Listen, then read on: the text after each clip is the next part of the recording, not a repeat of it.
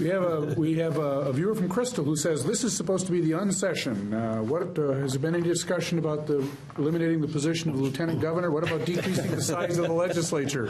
How about any big picture reforms like this? Anybody want to take a run at this?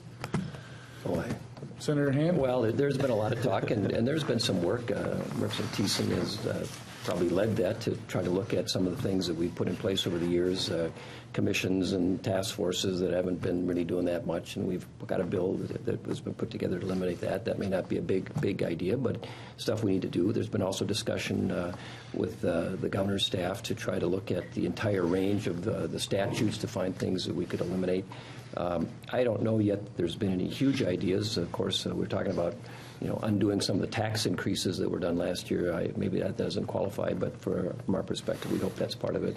And there are a few other things that could be looked at. Maybe it's permitting or other forms of regulation. But we really haven't heard the really big ideas from the governor about what he wants to see with this. So there's been a few things that have been talked about. I think we will see some things. I don't know what the big ideas are yet. Yeah, the viewer-specific question was about, say, the lieutenant governor. Is there any talk about doing something with that? I don't know that serious talk from. I mean, I personally believe, and we were talking about this a little bit before the program, that it would be good if the lieutenant governor had, in my view, some more defined duties. And I think that right now it's very difficult to look at someone that is on the ticket mostly for an election and hoping to be there when there's a need for it, and that's it. I think there needs to be some duties attached to it.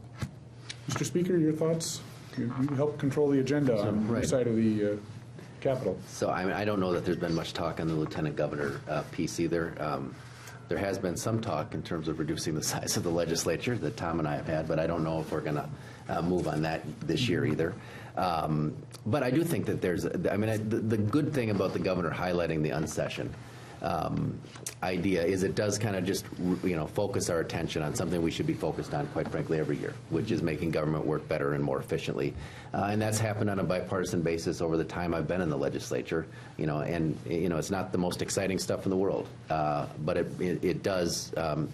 It does improve people's lives, and I think the administration has done a lot actually in the 3 years so far to work on that, including and led by the lieutenant governor candidate Tina Smith, the governor just chose to be his new running mate. But I do think there's a couple things that come to mind. I do think the rulemaking and there'll be some permitting work that will happen to continue to try to make that process work most smoothly. I think there'll be some work around special education paperwork and making sure that special ed teachers can spend more time with their kids instead of with papers in front of them.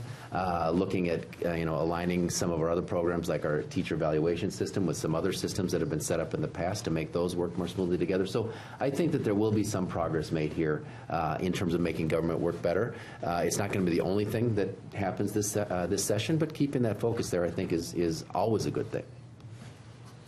I think that certainly the unsession is a theme that we bipartisanly can all support. Getting rid of some of the old antiquated things that are in statute. When the governor first announced the unsession in his State of the State speech, I think it was in 2013. What jumped into my mind and what I think maybe a lot of the public thinks is that this was maybe going to be a shorter session where not a lot was necessarily tackled. And I always think of maybe what we shouldn't do at a time when Minnesota's economy is kind of naturally recovering on its own is not let government get in the way. So to me, I think of the unsession as let's not do any harm to Minnesota's economy. Unfortunately, there's a lot of proposals being proposed right now as we speak at the legislature that unfortunately don't fit with that part of the theme of what I think of as the unsession. So we'll see how this progresses. Well, we're getting the governor's bills. They come in by department, and some of them are jacketed up in the form of bills and introduced. Some of them are actually in the revisor's office, and the revisors are our attorneys that actually draft all the language so it fits in the proper place into statute. Some of them are currently being jacketed for introduction in the House and the Senate. They'll be moving through all of the appropriate committees. There's a lot of stuff there in thousands and thousands of pages of legislation in the different department jurisdictions that'll be moving through the legislature. And some of the things I think the members of the legislature are going to think are really good ideas and really antiquated, and I think in some places probably the governor's going to be a little more aggressive than members of the legislature might be willing to go. But I do think a significant package will end up passing. On the issue of cutting the size of the legislature, the Speaker and I have talked about that a little bit. It's not a new issue to me. I was actually a co-author on a bill to do that back in 2011 that turned out it didn't move, so it's not a new issue to me. I don't know if we're going to have a bill this year or not. It doesn't require, I think many people probably think, well, gee, that takes a constitutional amendment. It does not do that.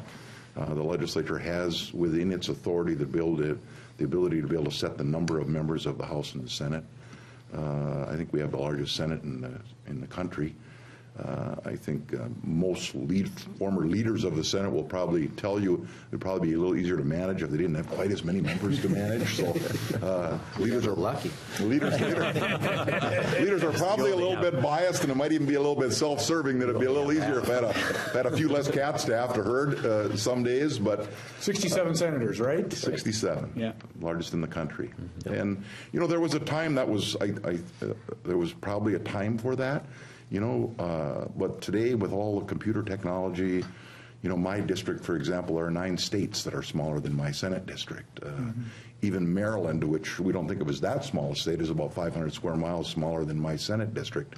So with today's technology, I don't think it's as important to have smaller districts, but I don't know if it's something that's going to get introduced or will have any legs under it. Like I say, I was a co-author in 2011 when the Republicans controlled the Senate, and it didn't go anywhere then. And if it gets introduced this year, it may well be it doesn't go anywhere under Democratic control either. I just don't know yet.